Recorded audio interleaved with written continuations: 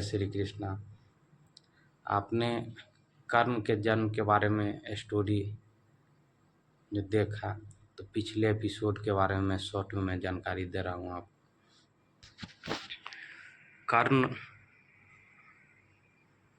कर्ण को उसके गुरु परशुराम और पृथ्वी माता का श्राप था।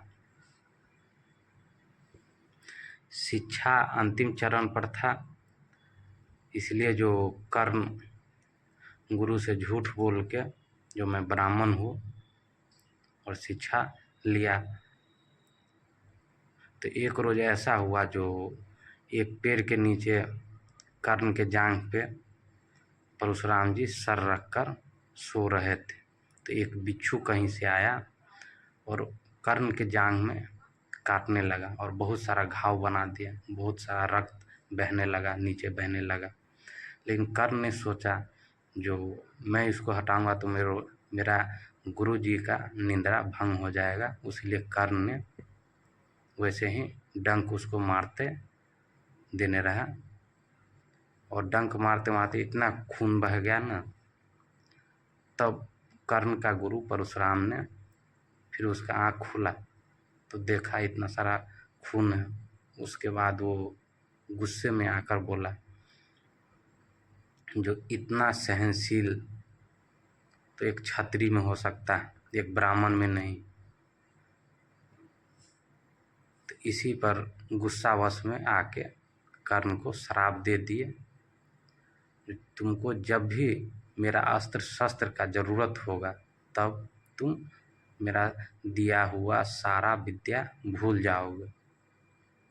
उसके बाद कर्ण ने क्षमा मांगा और कर्ण ने बोला गुरुदेव को, मेरे जगह अगर कोई होता तो यही करता गुरुदेव, जो मुझे क्षमा कर दीजिए।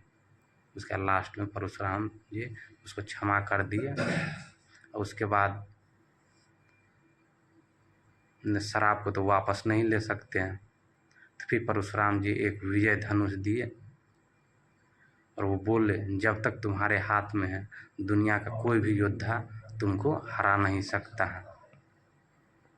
अब आगे एपिसोड में बने रहे और कमेंट करके बतलाइएगा जो हमारा स्टोरी आपको कैसा लग रहा है, तो मैं फिर से सुधार करूँगा और अच्छे से बनाऊँगा। Thank you so much.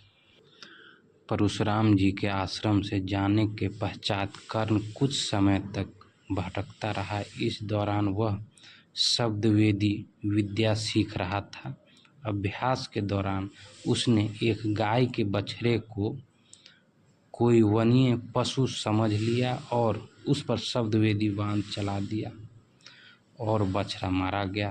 तब उस गाय के स्वामी ब्राह्मण ने कर्ण को श्राप दिया कि जिस प्रकार उसने एक असहाय पशु को मारा है, वैसे ही एक दिन वह भी मारा जाएगा, जब वह सबसे अधिक असहाय होगा और जब उसका सारा ध्यान अपने शत्रु से कहीं अलग किसी और काम पर होगा।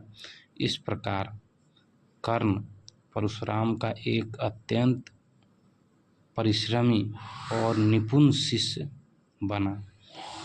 कर्ण दुर्योधन के आश्रय में रहता था। गुरु द्रोणाचार्य ने अपने शिष्य को शिक्षा पूरी होने पर हस्तिनापुर में एक रंगभूमि का आयोजन करवाया। रंगभूमि में अर्जुन विशेष धनुर्विद्या में युक्त शिष्य प्रमाणित हुआ। तभी कर्ण रंगभूमि में आया और अर्जुन द्वारा किए गए कर्तव्य को पार करके द्वंद्व युद्ध के लिए ललकारा।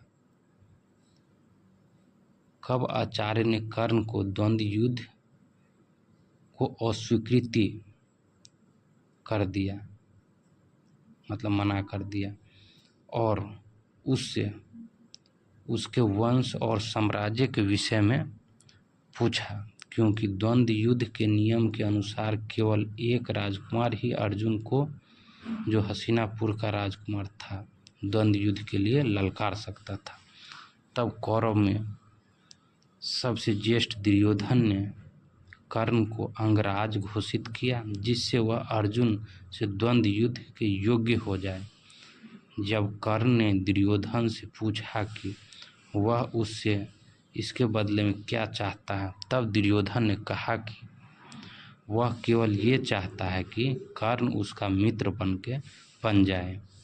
इस घटना के बाद महाभारत के कुछ मुख्य संबंध स्थापित हुए, जैसे दुर्योधन और कर्ण के बीच दृढ़ संबंध बने, कर्ण और अर्जुन के बीच तीव्र प्रतिद्वंदी, और पांडवों तथा कर्ण के बीच वैमनस्य